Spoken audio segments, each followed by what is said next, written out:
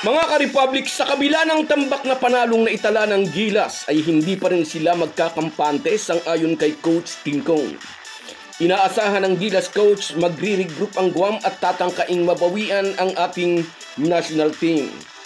Sa muling pakikipagtuos ng Gilas sa kupunan ni Jericho Cruz, nag-stick naman si CTC sa kanyang original lineup at sa proseso, tuluyang nasarahan ang pinto si Juan Gomez Diliano para makapasok sa hanay ng Gilas ngayong first window ng FIBA World Asia Cup Qualifiers.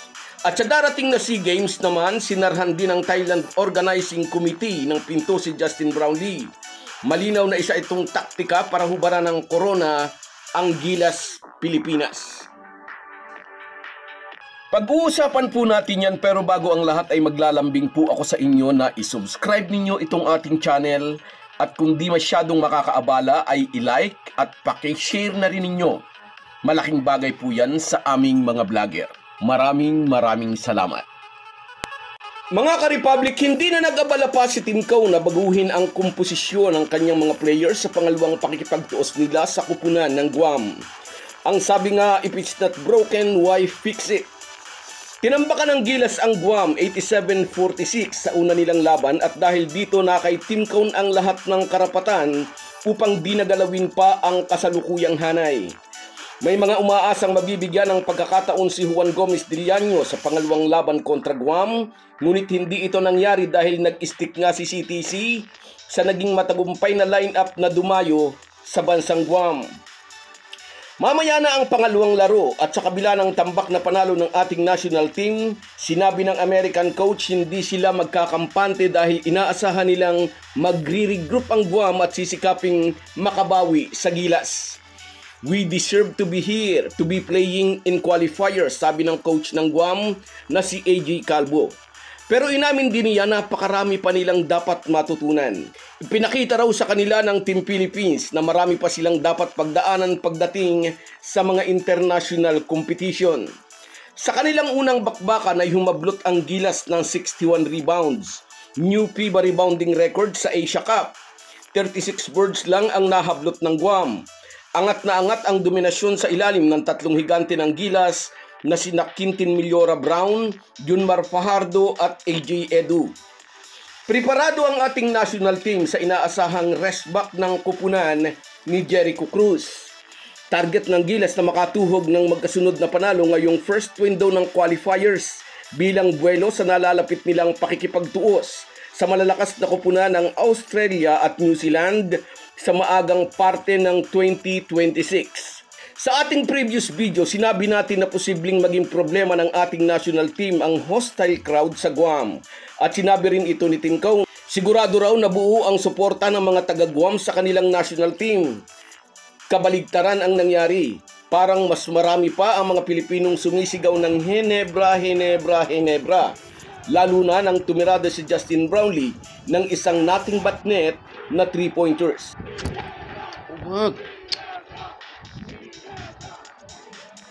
Kung nagawa ni Justin Brownlee na tulungan ang Gilas kontra sa kupunan ng Guam, siniguro naman ang Thailand Organizing Committee na hindi ito magagawa ni JB sa SEA Games na gaganapin sa kanilang bansa. Ganap ng sinarhan ng Thailand ang pinto para sa mga naturalized players. Unang naapektuhan nito ang Gilas Pilipinas team na i-coach ni Norman Black.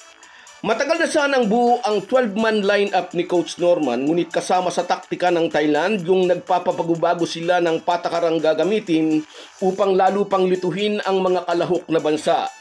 Papayag ngayon, bukas hindi na. Tapos payag uli, bukas ayaw na uli.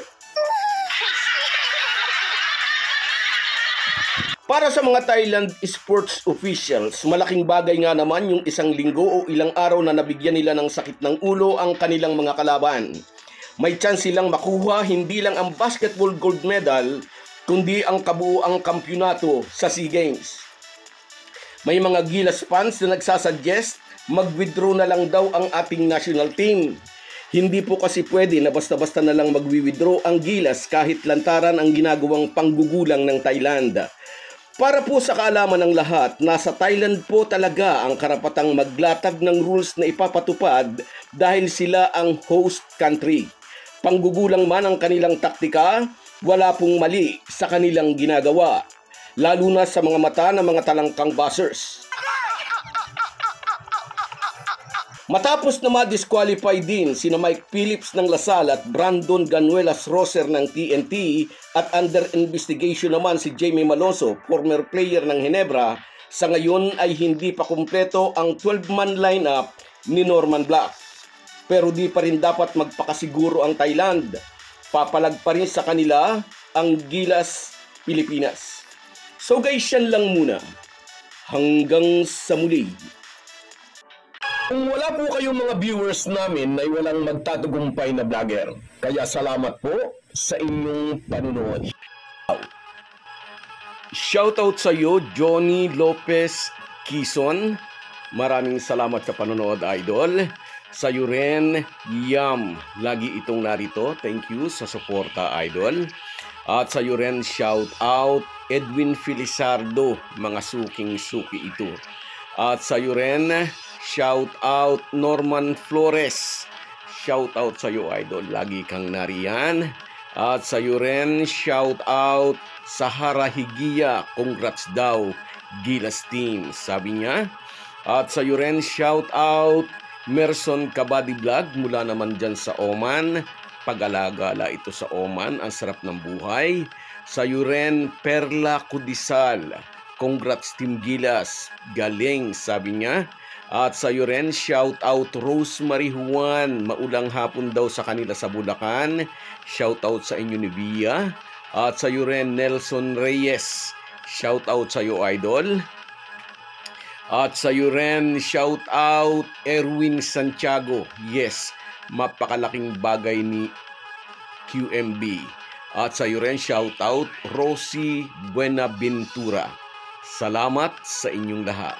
Kahit gaano po tayo kabisi ay huwag po nating kalimutan ang ating buhay espiritual.